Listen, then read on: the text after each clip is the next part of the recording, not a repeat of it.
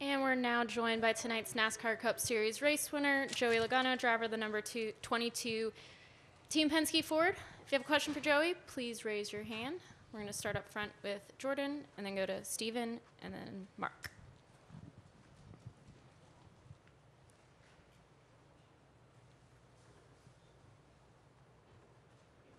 Sorry, I was sitting on the cord. And it was slack. Had enough gas, though.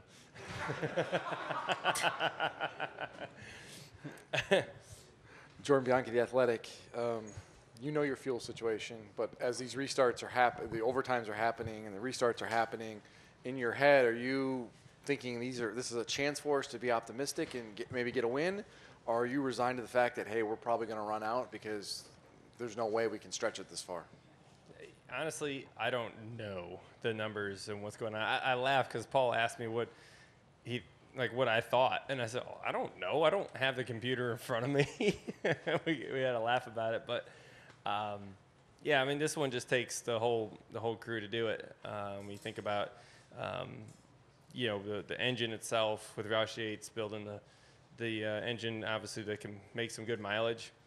Nick Hensley, our gas man, packing that thing full. That was key. Paul having the cojones to leave me out there, big. So, our engineers calculating everything, and I don't think we felt too good about it. As far as the last restart, I felt good when we came off of 4, and I was able to clear Briscoe. I thought, okay, I was in good shape going to take the white off of 4, and then they threw the caution. I still don't know what the caution was for. And then you had to do it again, and I had to not only do the fuel mileage piece of it, but also you had Reddick with tires there at the end, and he was able to make some pretty big moves, and going down the backstretch, it started stumbling. I was like, oh no. I was able to throw a nice block on him, but even off of 4, it stumbled, and then it kind of just got like a quick little bit of gas, I guess, and it kind of gave me a little squirt, and then it started stumbling again across the line, and I just couldn't get to the line quick enough. If that start-finish line was, in the 1, we don't win the race. We finished 3rd or 4th, so definitely as close as you can cut it for sure. How do you go 110 laps here on 1 tank of fuel? Like I said, it takes a little bit of everything, right? I think that's really what it was. There's obviously a lot of cautions within that period, right? There's a lot of cautions. So, like I said, we didn't feel comfortable about it, but, you go for it, and it's pretty risky when you think about where we were in the playoff grid. You really can't afford to have a bad one, but, gosh, it's really hard to pit when you're in the lead and you're in position to win the race. So, you just go for it and cross your fingers, say a couple prayers, and worked out all right. Joey, Stephen Toronto, CBS Sports. Walk me through that last overtime restart, because I believe Tyler had pitted in overtime, and he was coming in a big hurry on the last lap. Walk me through the final corner specifically, as far as the defensive maneuver you made to keep Reddick behind you, and then how concerned were you about opening up the bottom for the 71 car in that scenario? Yeah, I saw going into 1 that, Tyler must have had a great restart. I don't really know the strategy of what worked out for them or not, but when he was within, a car length in the 1, I was like, oh, geez, so I'm going to have to block this pretty hard. And I thought off it, too. I was like, okay, I'm good. The 71 clamped him and was able to side draft down the backstretch. I'm like, I feel pretty good. And then I went down the backstretch and it started spitting and sputtering. I was like, oh, no, not good. I had to throw another block on Reddick. And then off of 4, it's kind of hard to say which lane to go for. But I definitely felt like I couldn't let Reddick get to my outside because it would have been over. So I definitely had to pick a car to block. And Reddick was the fastest car. He was going to win the race, and I had a fighting chance to beat the 71. So definitely, felt like it was an easy decision on which one to throw the dirty on. And then you mentioned the car sputtering. With as close as the 45 and the 71 were to you, did that create an interesting situation where You know, normally if you make that kind of maneuver, you think, okay, great, I'll come off turn 4, checkered flag, and win. Did that create a situation where you didn't feel like you were really secure in having won to the last 100 yards or so? It felt like a super speedway win to me because you don't know until you get to the start-finish line. So I went bonkers in the car. It was, you know, you think about this playoff scenario that we were in, being on that cutoff spot, man, it sucks, guys. It's not fun. That pressure is real. You don't sleep good. You're constantly thinking about it. You know, and it's nice to be able to get this win to where you can, you know, take the next 7 weeks to be able to, you know, not take a breather, but be able to at least sleep a little bit and start thinking about the playoffs as much as the, you know, the next few races. When you think about, you know, Chicago coming up next week and you're on a cutoff spot, like, not a comfortable spot to be. So just the timing of this one couldn't have been better. Thanks, Joey. Mark Garrow, PRN. Sort of playing off his last question, you go to North Wilkesboro, total domination. You're pumped about that. That's a great way to win, right? Just drill them, pound them in the ground.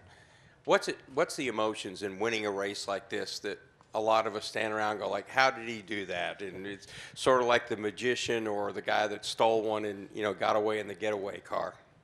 Yeah, it's it kind of feels a little bit like that. It's you know, I'd say at Wilkesboro, it was more of a relief when we won, whereas this was just pure excitement because, you know, let's be honest, we were mediocre today. We weren't the fastest car by no means, but, you know, Paul's strategies worked really, really well throughout most of the race, and we just stayed aggressive the whole day, and it worked out.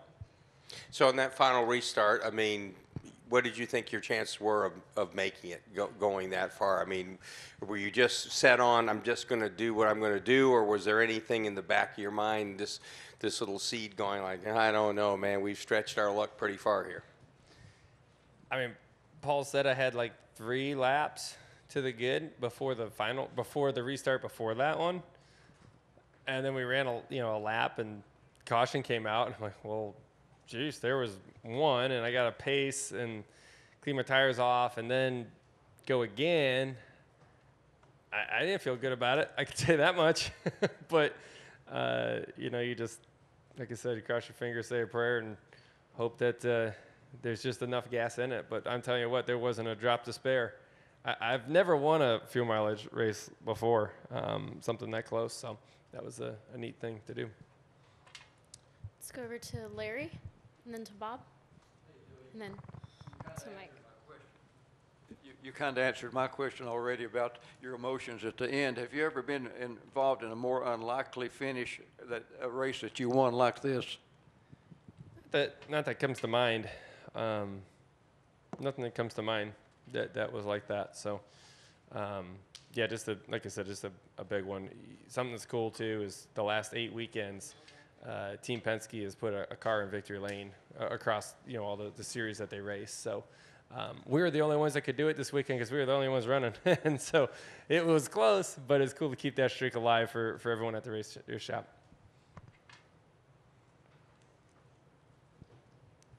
Bob Hockers, Hawk Sports. You talked about the points a little bit. Hey, I proved you wrong, Bob. I know. Yay! You only told you. You only needed 5 overtimes to do it. Do you feel like, was your season in the balance? Like, if you ran out of gas, maybe you don't make the playoffs? Yeah, I mean, that's the risk that was, I mean, just to me, a ginormous risk because you're taking what, I mean, you pit and you go back out and you maybe can finish in the top 15, maybe, versus going for the win, but you can finish 35th. Makes it a pretty hard call, but gosh, I mean, when you're winning the race, how do you not? Especially when you see the other cars that were up there, right? Chase Briscoe, he wins. That wouldn't have been good for our playoff hopes. It's been good for Ford, but that would have been it. You know, so there was, you know, I think the 23 was somewhat close up there as well. So just, you know, when you think about who we were racing against, we needed to make sure that we were able to, at least stay on the strategy is the same as they were. And I mean, obviously, you might be biased since you won, but is like if 5 overtimes okay? Would 6 overtimes would be okay? 7 overtimes be okay? They've kind of changed the rules occasionally, where there was a limit, now there's no limit. Where did you stand on that before today, and then did tonight ever change your mind at all? I mean, it obviously got pretty. Anytime you have like your cars running out of gas, there's like a caution, and they get going, they wreck because everyone's out of gas and all that. You're refiring on old tires, everyone's sliding around. Gosh, you kind of can see it coming a little bit, but gosh, I don't know I think you guys keep doing it. I don't know, like that's the rule. You keep doing it. Mike Organ with the Tennessee. Joey, can you talk about your history here and to win this type of race at this facility, which was, you've got a long history here, where you kind of started out here and all that you've been through, and for a win like this to come through with all you've been through here. Yeah, shoot, I remember sitting in here passing a tornado years and years ago for an Xfinity weekend. So to come back here, I spent so much time here testing as a kid. I came here every other week for a couple day tests. So definitely, a lot of memories when I pull into this racetrack. So really neat to be able to come back and get the second guitar. They're really special trophies. It's one of the most iconic trophies in motorsports, right? Everyone wants the Nashville, Gibson guitar, and I was lucky enough to get one of the Sam Bass ones, which is obviously no one will ever have again. So that's a real special one. But this one's really neat as well. Did your knowledge of the track help at all? Do what? Your knowledge of the track, since you had so much history here. Shoot, man, it's been so many years. I think I'm talking about this stuff is like 16, 17 years ago. A lot of things have changed since then. Go to Lee. Lee Spencer, Sirius XM NASCAR Radio and Catchfence.com. I saw that precious moment with you and your daughter, and I know you're such a daddy's girl, but she's finally at an age where she probably understands this, and it's been a while since you've been to Victory Lane. So how special was that moment? Yeah, that was the first time I've had all 3 kids here for a win. Hudson was in Wilkesboro, which was cool, and when we won the championship, Hudson was there. But Jameson and Amelia have never been to Victory Lane before, so really neat to have them in their Ninja Turtle jammies, and I'm pretty sure Mom must have woke them up for the event, or maybe they stayed up at least for the end. But gosh, it just it means the world to me. My family, I love my family so much. I'd do anything for them, obviously, like any good parent would. But celebrating together, that's kind of the tearjerker moment for me, because it's not just the drivers doing this stuff, right? I mean, the commitment, and you guys know because you guys travel as well, but the commitment that it takes to be a professional athlete, the time it takes away from your family. We talked about the stress, that you try to shut it off when you come home, but you really can't all the time, right? It's something that goes through your mind a lot. It's a grind for everybody. And more times than not, my wife's raising those kids, 3 of them on her own. It's just the life that we have, and it's like that for everybody. That's traveling out here. So to have the moment to be able to have that, it was very, very special for me. One I'll remember forever. Any final questions for Joey? All right, Joey, congratulations. All right. Thank you, guys. Am I taking the guitar? Yep. I don't know. I'll answer that.